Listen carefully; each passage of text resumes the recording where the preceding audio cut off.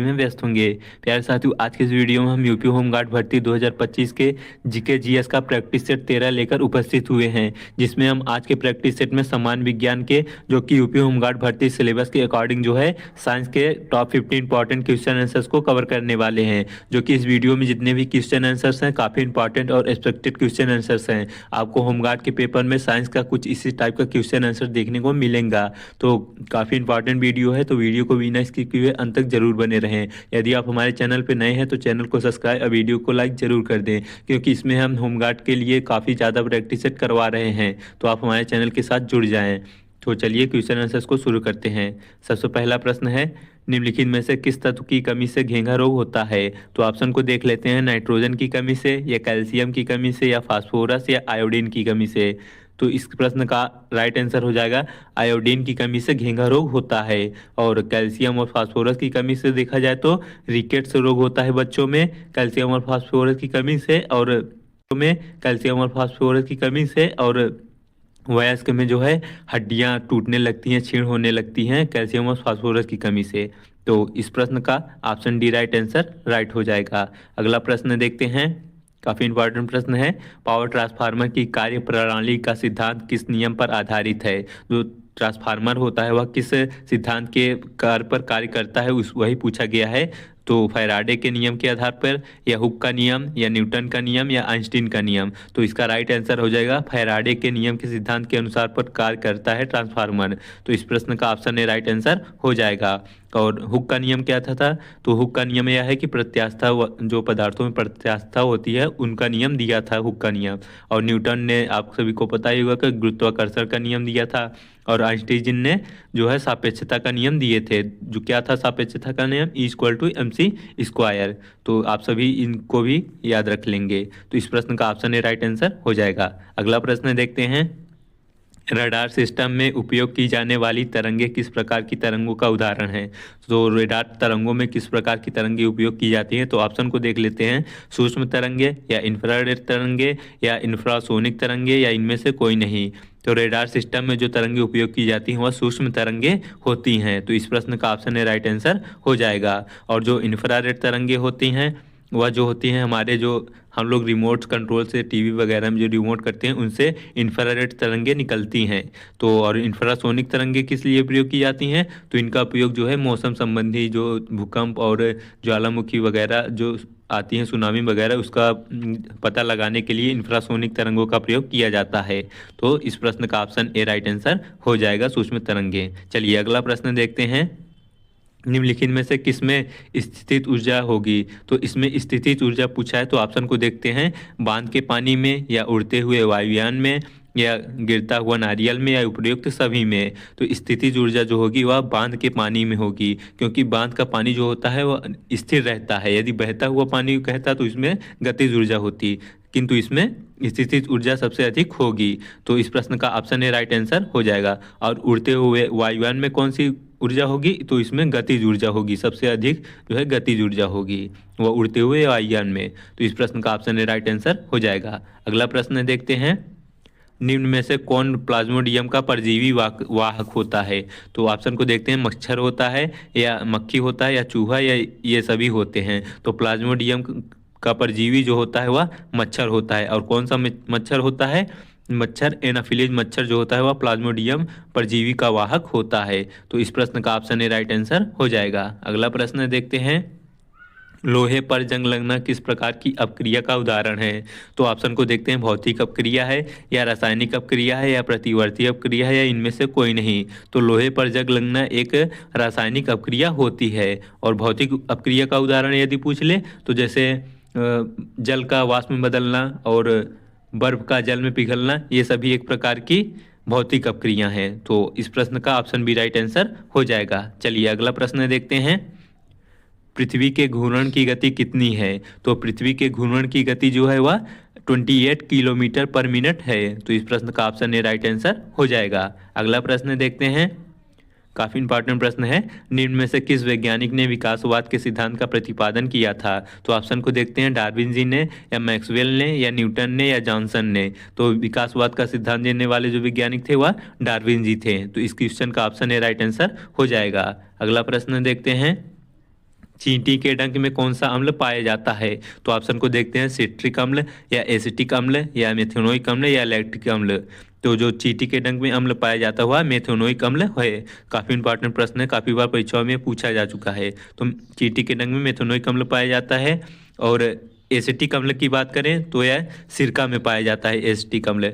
और जो सिट्रिक अम्ल है तो यह नींबू वगैरह जो खट्टे संतरे होते हैं इसमें सिट्रिक अम्ल पाया जाता है। और लैक्टिक अम्ल जो है दही में पाया जाता है।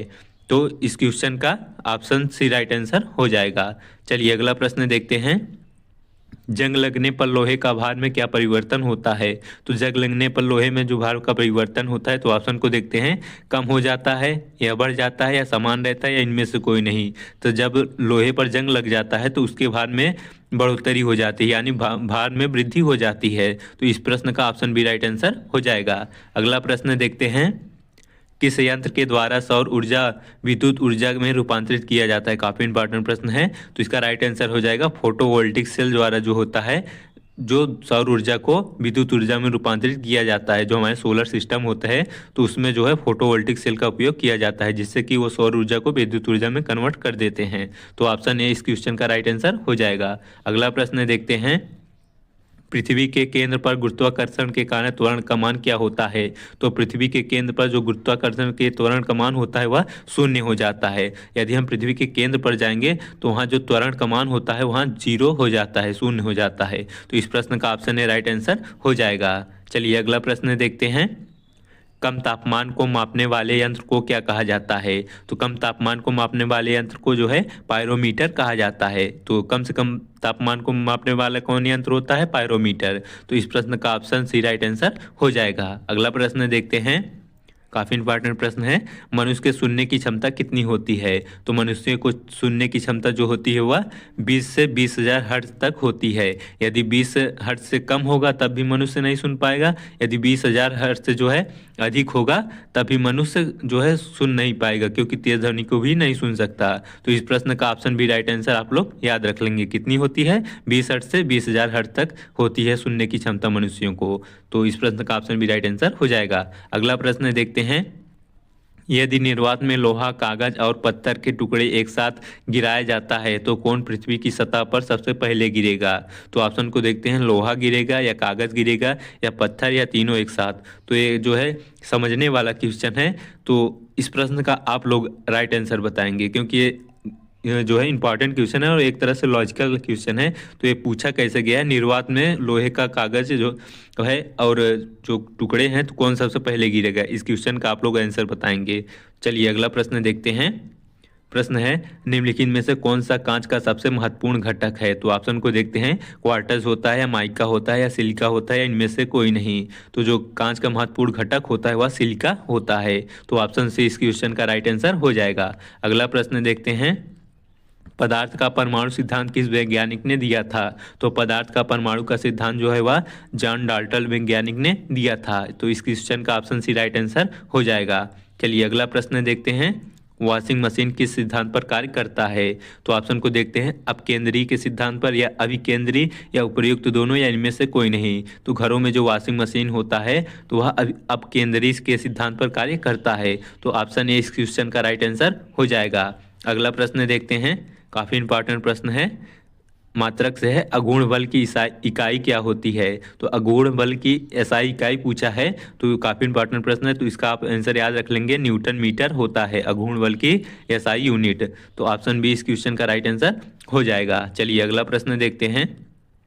अल्जाइमर रोग मानव शरीर के किस अंग को मुख्य रूप से प्रभावित करता है? तो अल्जाइमर रोग जो है शरीर के किस अंग को प्रभावित करता है? तो ऑप्शन को देख लेते हैं, मस्तिष्क को या हृदय को या यकृत को या फेफड़े को। तो अल्जाइमर रोग जो होता है वह मस्तिष्क को प्रभावित करने वाला जो है रोग होता है। तो इस क्वेश्चन का ऑप्शन है राइट आंसर हो जाएगा। अगला प्रश्न देखते हैं। अस्थिमज्जा में रुधिर कणिकाओं के निर्माण को क्या कहा जाता है? तो इस क्वेश्चन में ही एक आंसर छिपा है। तो रुधिर का निर्माण कहाँ होता है? तो अस्थिमज्जा में होता है। तो इस प्रक्रिया को क्या कहते हैं? तो इसका राइट आंसर हो जाएगा हेमेटोपोइसिस, जो है रक्त के निर्माण की प्रक्रिया कहलाती है। तो ऑप्शन बी इस क्वेश्चन का राइट आंसर हो जाएगा। अगला प्रश्न देखते हैं।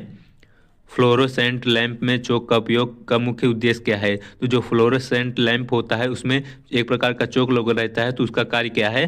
तो इसका राइट आंसर हो जाएगा विद्युत धारा के प्रवाह को कम करना होता है चोक का कार्य फ्लोरोसेंट लैंप में। तो ऑप्शन ए इस क्वेश्चन का राइट आंसर हो जाएगा। अगला प्रश्न देखते हैं।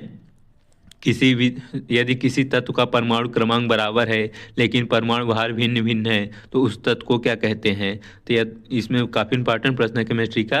तो किसी तत्व का परमाणु क्रमांक क्या है? बराबर है, लेकिन परमाणु भार भिन्न भिन्न है, तो उस तत्व को क्या कहते हैं? तो उस तत्व को समस्थानिक कहा जाता है। तो ऑप्शन बी इस क्वेश्चन का राइट आंसर हो जाएगा। तो अगर संभारिक पूछे तो संभारिक में क्या होगा कि परमाणु क्रमांक भिन्न होगा लेकिन परमाणु भार जो होगा समान होगा, तो उस तत्व को संभारिक कहेंगे। तो इस क्वेश्चन का ऑप्शन बी राइट आंसर हो जाएगा। अगला प्रश्न देखते हैं। निम्न में से किन किरणों का उत्सर्जन रेडियो एक्टिवता के दौरान नहीं होता? तो ऑप्शन को देखते हैं। अल्फा किरणों का, या गामा किरणों का, या बीटा किरणों का, या कैथोड किरणों का। तो जो किरणों के उत्सर्जन के दौरान जो होता है कैथोड किरणों का रेडियो एक्टिवता के दौरान उत्सर्जन नहीं होता। तो इस क्वेश्चन का ऑप्शन डी राइट आंसर हो जाएगा। अगला प्रश्न देखते हैं। पीयूष ग्रंथि मानव शरीर के किस अंग में स्थित होती है? काफी इंपॉर्टेंट प्रश्न है। तो पीयूष ग्रंथि जो है मानव के मस्तिष्क भाग में स्थित होती है। तो पीयूष ग्रंथि को हम मास्टर ग्रंथि के नाम से भी जानते हैं।